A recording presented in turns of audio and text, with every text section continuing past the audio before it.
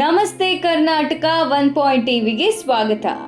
ಅಮೆರಿಕಾದ stock market ಅನ್ನ ತಲೆಕೆಳಗಾಗಿಸಿದ deep seek stock ಮಾರ್ಕೆಟ್ನ ಇತಿಹಾಸದಲ್ಲೇ ಅತಿ ದೊಡ್ಡ ಕುಸಿತ. ಯಾವ್ಯಾವ ಎಐಗಳಿಗೆ ಇದರಿಂದ ಲಾಸ್, ಇಲ್ಲಿದೆ ಈ ಕುರಿತ ಕಂಪ್ಲೀಟ್ ಡೀಟೇಲ್ಸ್. ಎಐ ಎಂಬುದು ಆಧುನಿಕ ಯುಗದ ಮಹಾಶಕ್ತಿಯಾಗಿದೆ. ಈ ಶಕ್ತಿಯನ್ನ ಪಡೆದುಕೊಳ್ಳುವಲ್ಲಿ ಅಮೆರಿಕ ಮತ್ತು ಚೀನಾ ದೊಡ್ಡ ಪೈಪೋಟಿಯಲ್ಲಿತ್ತು. ಆದ್ರೆ ಕೆಲವು ಸಮಯದಿಂದ ಅಮೆರಿಕ ಇದರಲ್ಲಿ ಮುಂದುವರೆದಿತ್ತು. ಈಗ ದಿಢೀರಂತ ಚೀನಾದ ಡೀಪ್ ಸೀಕ್ ಅಮೆರಿಕಾದ ಸ್ಟಾಕ್ ಮಾರ್ಕೆಟ್ ಅನ್ನ ಕೆಳಗುರುಳಿಸಿದೆ.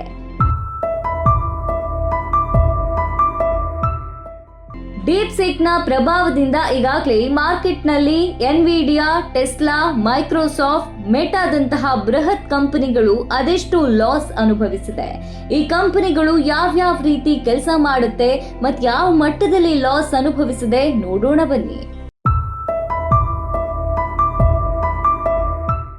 ಮೊದಲನೇದಾಗಿ ಎನ್ವಿಡಿಯಾ. ಇದು 1993ರಲ್ಲಿ ಶುರುವಾಗಿತ್ತು. ಇದರ ಹೆಡ್ ಕ್ವಾರ್ಟರ್ ಸಾಂಟಾ ಕ್ಲಾರಾದಲ್ಲಿದೆ. ಇನ್ನು ಇದರ ಉತ್ಪನ್ನ ಮತ್ತು ಸೇವೆ ನೋಡೋದಾದ್ರೆ graphics processing units, computing platforms, AI and deep learning, data centre solution, automotive technology, networking and cloud service, gaming and streaming, health care and robotics, strategic partnership and acquisitions, ಈ ಎಲ್ಲ ಸೇವೆಗಳನ್ನ ಹೊಂದಿರುವ ಎನ್ವಿಡಿಯಾ ಶೇರ್ಗಳು ಬರೋಬ್ಬರಿ 17% ಕುಸಿತ ಅನುಭವಿಸಿದೆ. ಒಂದೇ ದಿನದಲ್ಲಿ $593 ಬಿಲಿಯನ್ ಸಂಪತ್ತು ಲಾಸ್ ಆಗಿದೆ.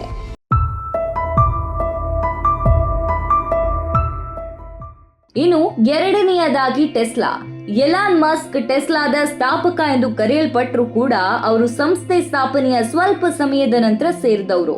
ಕಂಪನಿಯನ್ನ 2003ರಲ್ಲಿ ಮಾರ್ಟಿನ್ ಏಬರ್ ಹಾರ್ಡ್ ಹಾಗೂ ಮಾರ್ಕ್ ಟರ್ಪೇಟಿಂಗ್ ಅವರು ಅಧಿಕೃತವಾಗಿ ಸ್ಥಾಪಿಸಿದ್ರು. 2004ರಲ್ಲಿ ಎಲಾನ್ ಮಸ್ಕ್ ಬಂದು ಕಂಪನಿಯ ಯಶಸ್ಸಿನಲ್ಲಿ ಪ್ರಮುಖ ಪಾತ್ರ ವಹಿಸಿದ್ರು.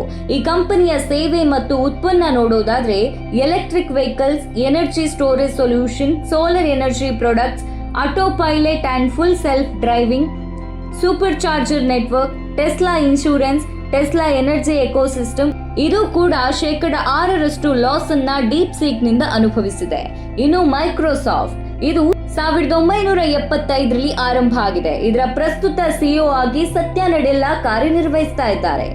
Operating systems, cloud computing, office productivity software, enterprise solutions, development tools, devices, gaming, security, search and advertising, AI and machine learning ಮುಖ್ಯ ಸೇವೆಗಳಾದ್ರೆ ಇದರ ಹೊರತಾಗಿ ಮೈಕ್ರೋಸಾಫ್ಟ್ ಎಡ್ಜ್, ಮೈಕ್ರೋಸಾಫ್ಟ್ ಸ್ಟೋರ್ಗಳನ್ನ ಕಾಣಬಹುದಾಗಿದೆ. ಈ ಕಂಪನಿಯು ಕೂಡ 2% ನಷ್ಟ ಅನುಭವಿಸಿದೆ. ಕೊನೆಯದಾಗಿ ಮೆಟಾ. 2006ರಲ್ಲಿ ಫೇಸ್ಬುಕ್ ಅನ್ನ ಆರಂಭಿಸುವುದರ ಮೂಲಕ ಮೆಟಾ ಕಂಪನಿಯು ಪ್ರಾರಂಭ ಆಯಿತು. ಈಗ ಪ್ರಸ್ತುತ ಸಿಇಒ ಮಾರ್ಕ್ ಜುಕರ್ಬರ್ಗ್ ಆಗಿದ್ದಾರೆ. ಇದರಲ್ಲಿ ಬರುವ ಪ್ರಾಡಕ್ಟ್ಸ್ ಮತ್ತು ಸರ್ವಿಸ್ ಗಳನ್ನ ನೋಡೋದಾದ್ರೆ ಸೋಷಿಯಲ್ ಮೀಡಿಯಾ ಪ್ಲಾಟ್ಫಾರ್ಮ್ಸ್ ಅಂದ್ರೆ ಫೇಸ್ಬುಕ್, ಇನ್ಸ್ಟಾಗ್ರಾಮ್, ಮೆಸೆಂಜರ್ ಗಳಾಗಿವೆ. Virtual reality and augmented reality, advertising and marketing, AI and machine learning, data and analytics tools, e commerce solution ಸೇವೆಗಳನ್ನ ಇದು ನೀಡುತ್ತೆ. ಡೀಪ್ ಸೀಕ್ ನ ಪ್ರಭಾವದಿಂದಾಗಿ ಈ ಕಂಪನಿಯು ನಷ್ಟವನ್ನ ಹೊಂದಿದೆ. ಇದೇ ರೀತಿ ಗೂಗಲ್ 4%, ಒರಾಕಲ್ 13%, ಬ್ರಾಡ್ಕಾಮ್ 17%, ಡೆಲ್ 8.7%, ಹೀಗೆ ಹಲವಾರು ದೊಡ್ಡ ಕಂಪನಿಗಳು ನಷ್ಟವನ್ನ ಅನುಭವಿಸ್ತಾ ಇದೆ.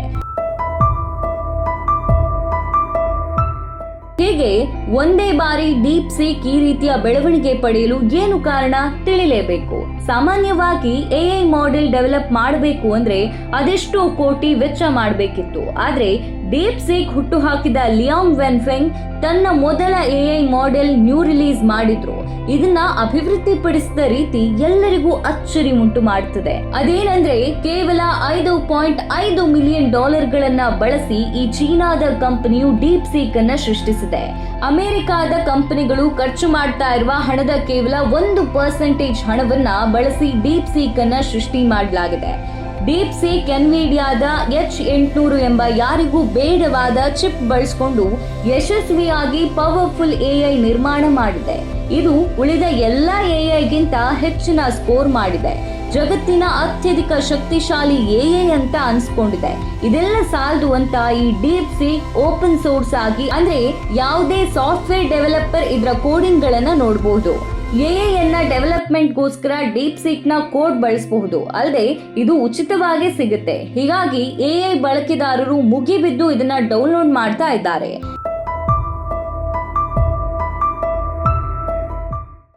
ನೋಡಿದ್ರಲ್ಲ ವೀಕ್ಷಕರೇ, ಚೀನಾ ಯಾವ ರೀತಿಯಾಗಿ ತನ್ನ ಚಾಣಾಕ್ಷತನದಿಂದ ಡೀಪ್ ಸೀಕ್ ಅನ್ನ ಬಳಸಿಕೊಂಡು ಜನರ ಮೆಚ್ಚುಗೆಗೆ ಪಾತ್ರವಾಗಿದೆ, ಅದೆಷ್ಟು ದೊಡ್ಡ ದೊಡ್ಡ ಕಂಪನಿಗಳನ್ನ ಕೆಳಗುರುಳಿಸಿದೆ ಅಂತ. ಅದಕ್ಕೆ ಹೇಳೋದು, ಜ್ಞಾನ ಹೊಂದಿದ್ರೆ ಸಾಕು ಲೋಕವನ್ನೇ ಪಡೆಯಬಹುದು ಅಂತ. ಇದಾಗಿತ್ತು ಎಐ ಡೀಪ್ ಸೀಕ್ ನ ಬಗೆಗಿನ ಒಂದು ವಿಶೇಷ ವರದಿ. ಮುಂದಿನ ಸಂಚಿಕೆಯಲ್ಲಿ ಮತ್ತೆ ಹೊಸ ವಿಷಯದೊಂದಿಗೆ ಬರ್ತೇವೆ. ಇದು 1 ಪಾಯಿಂಟ್ ಟಿವಿ.